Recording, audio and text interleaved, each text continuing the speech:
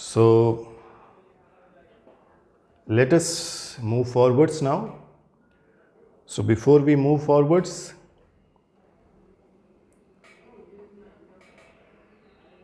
now we are in the 13th Sutra of Yoga Darshan. So I hope everybody must have subscribed this channel, because I don't know, I have seen people watching it but not subscribing it. So subscribe it again.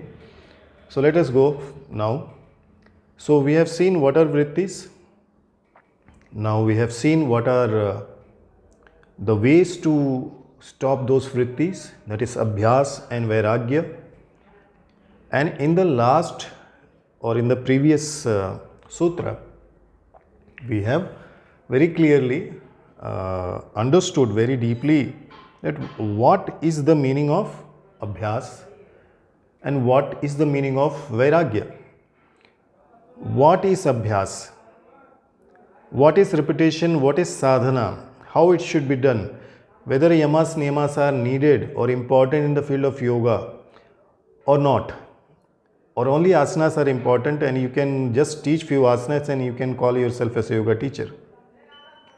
Or along with the Bahirang Yoga, Antarang Yoga also is important. Are you doing the correct Abhyas of the sadhana? So this is Abhyas. Now Vairagya. Now Vairagya with what? Vairagya with your own thoughts which disturbs you. Vairagya with people around you. Vairagya with the environment around you. Vairagya with situation around you which can have an impact on the sadhana. So Abhyas and Vairagya. There we have seen this is the meaning. Now we will see what is Abhyas. So in the first chapter 13 sutra he says Tatra sthito yatno bhyasah. Tatra means in that, in those, out of those. Sthito means in the study stage. In those study stage, yatna. Yatna means effort. Yatna karna is called Abhyas. So in those stages in which you are studying, that effort is called Abhyas. So the effort to get steadiness in your particular sadhana or the practice is called Abhyas. So if you want to be steady or you want to achieve success in your sadhana, you have to do regular yatna or Abhyas. So practice is the effort. What is Abhyas? Or practice? Practice is the effort to still the fluctuations of the consciousness. So there are mental fluctuations which we are calling vrittis here. So Abhyas is, there are different practices, yamas, niyamas, asanas, pranayama, pratyahar, dharana, dhyana and samadhi.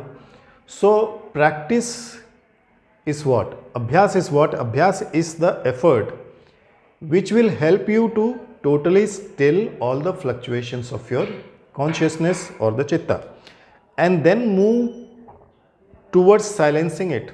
First thing is, it is just stilling the fluctuations of your chitta, then silencing it. Now why? To attain a constant, steady and tranquil state of mind. So if you want a constant, steady, tranquil state of mind, the mental vibrations have to be totally silent, and there shouldn't be any fluctuation in the conscious level or in your consciousness. So the Abhyas has to be in such a way. See, when you are learning yoga, you are doing 1 month practice, 1 month course, or you are doing PhD, if you are not able to do Abhyas to still your chitta, then it is all waste whatever you have learned. Because yoga is not a theoretical practice, yoga is totally a practical practice. A person, what is Abhyas? A person who says he has done this, he has done that. You just see the personality of a person and you can make out what is his Abhyas. If the person is not having any tabla, if a person is not having any mridang, naturally his practice will be very good. A yogi will look like a yogi. and a yogi who is superimposed with the bhog will look like that. So it's very clear that Maharishi Patanjali says that Abhyasa has to be like Abhyasa only when all the mental fluctuations are totally silent, which are very important for the constant and steady tranquil state of mind. So asanas, pranayamas, so the presentation also will be like that, physically, mentally, everything. So always remember that whatever you are learning now, it should be applied also. You have to apply this knowledge, because if you don't apply this knowledge, you will be away from the actual yogic sadhana. So apply it, look like a yogi, live like a yogi, and die also like a yogi.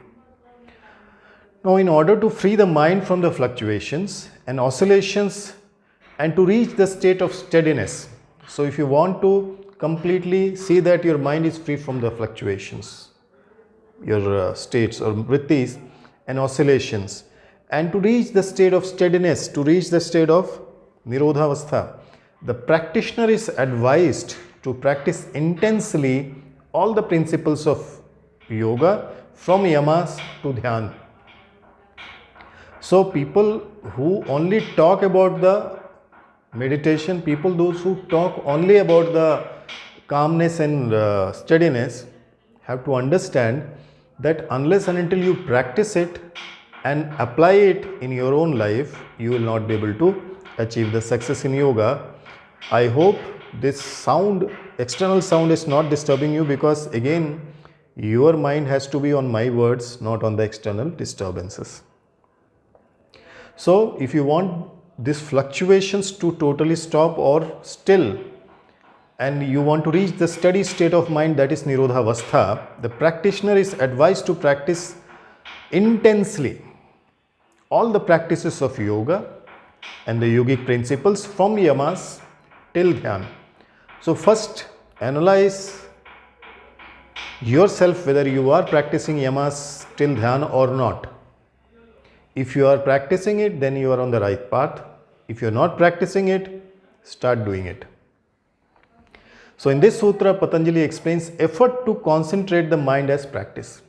So it is just an effort for your mind, for your senses to focus,